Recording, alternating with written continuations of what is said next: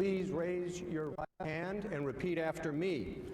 I, Donald John Trump, do solemnly swear I, Donald John Trump, do solemnly swear that I will faithfully execute that I will faithfully execute the office of President of the United States the office of President of the United States and will, to the best of my ability, to the best of my ability, preserve, protect, and defend preserve, protect, and defend the Constitution of the United States. the Constitution of the United States. So help me God. So help me God.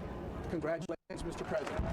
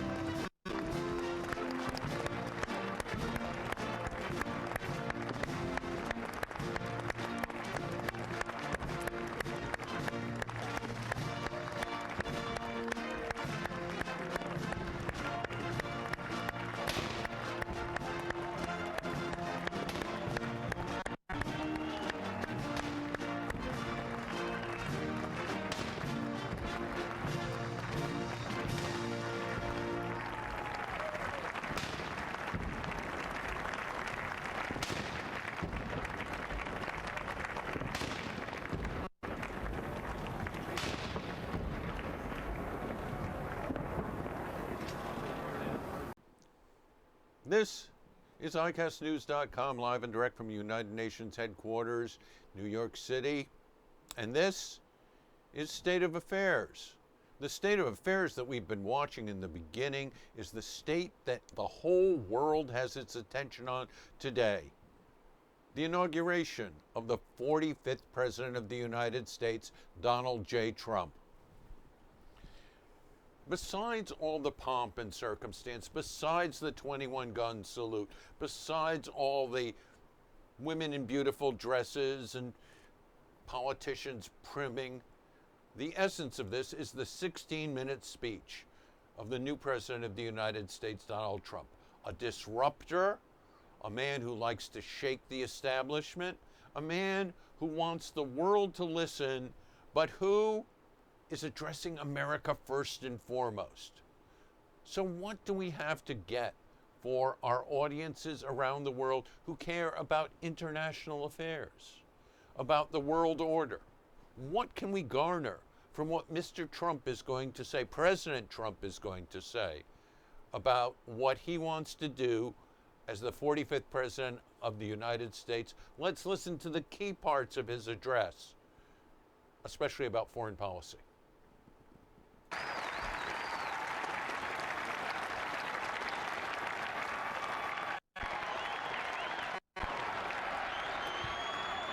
Chief Justice Roberts, President Carter, President Clinton, President Bush, President Obama, fellow Americans, and people of the world, thank you.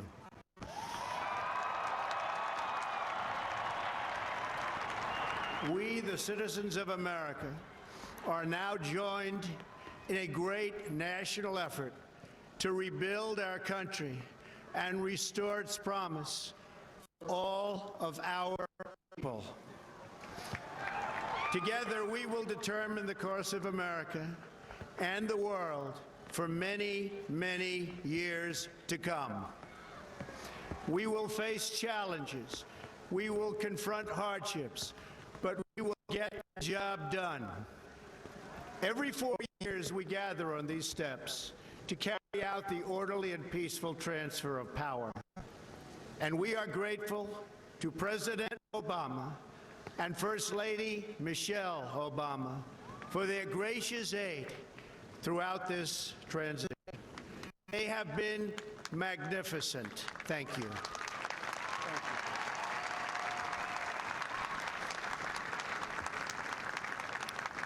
Today's ceremony, however, has very special meaning, because today we are not merely transferring power from one administration to another or from one party to another, but we are transferring power from Washington, D.C., and giving it back to you, the people.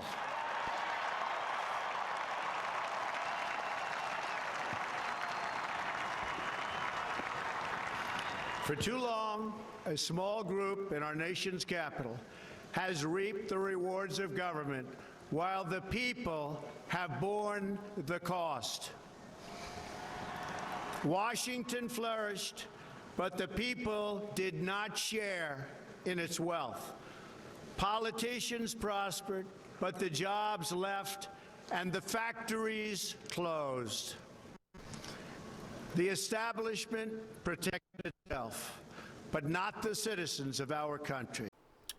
At the outset of his speech, President Trump, in the formality, did something unusual. He thanked the people of the world. One would think with that kind of invocation that he was addressing a worldwide audience. But in the speech, he's paying attention not to the broad audiences of all Americans, but to his base. There was little there for foreign policy experts, for world leaders, for people trying to discern a sign of where the new president is going in foreign policy. However, you did note that he said that what America does is going to determine the country, the United States, and the world order for years to come. That is, if you read, determine that the United States is the big dog. The United States is going to dictate to the world what's happening. That might be a little too strong, but it's certainly an implication in what's going to happen in world politics is going to be because of what President Trump does. You also heard a very determined anti-elite message. This is Donald the Disruptor. This is Donald, the guy who's going against the American establishment. And he, in fact, said the establishment takes care of itself. Well, there's nothing more establishment in the United States of America than the Council on Foreign Relations. And today, in the Wall Street Journal, the president of the Council on Foreign Relations, Richard Haass, had an editorial. An editorial, don't make any stupid mistakes, Mr. Trump. Now it should be President Trump. And there were 3 key points he said. 1, do not deviate suddenly, dramatically, and lurch from the one China policy. It has worked and finessed the relationship between Taiwan and mainland China for every year since 1979. And its sudden demise might have a bad consequence in a variety of ways in Southeast Asia. 2, a second error would be to tear up or not comply with the 2015 nuclear pact with Iran. The agreement isn't ideal. The U.S. arguably paid too much for too little. But to undermine it now would isolate Washington, not Tehran. 3rd would be to move the U.S. Embassy from Tel Aviv to Jerusalem because events are so uncertain. Tensions are so high between Israel and Palestine, but not only them. What about Jordan, which has been an American ally, which has absorbed so many people who are refugees coming out of Syria? In concluding his remarks, Mr.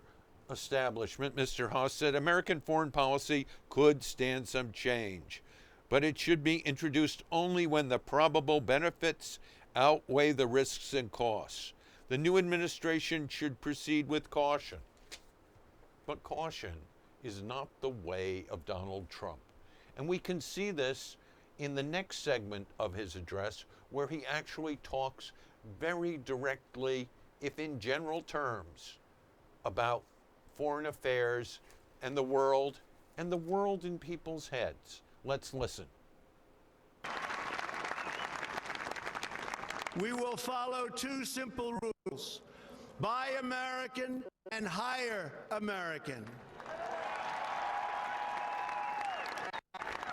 We will seek friendship and goodwill with the nations of the world, but we do so with the understanding that it is the right of all nations to put their own interests first. We do not seek to impose our way of life on anyone, but rather to let it shine as an example. We will shine for everyone to follow. We will reinforce old alliances and form new ones and unite the civilized world against radical Islamic terrorism, which we will eradicate completely from the face of the earth.